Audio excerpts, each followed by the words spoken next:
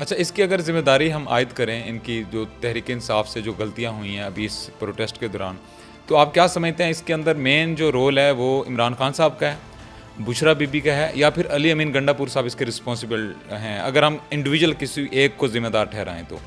نہیں، اس کی ذمہ داری جو ہے وہی اسی بندے پر عائد ہوتی ہے جو ان کو لیڈ کر رہا تھا. اچھا. ٹھیک ہے، اب خان صاحب تو جیل میں بیٹھے ہیں، اور خان صاحب سے جو ان کی مشاورت ہوئی ہے اور انہوں نے کہا تھا کہ آپ سنجانی میں بیٹھ دیں اور وہاں پہ پروٹیسٹ ریکارڈ کر لیں، انہوں نے ان کی بات نہیں مانی. اچھا، یہ ایگریمنٹ ہو چکے تھے ان کے بات تو حکومت یہ کے؟ ہوئی تھی. اور آپ کے پی کے وہ کیا نام ہے ان کے ایک عہدیدار ہیں بیرسٹر بیرسٹر صاحب صاحب جی.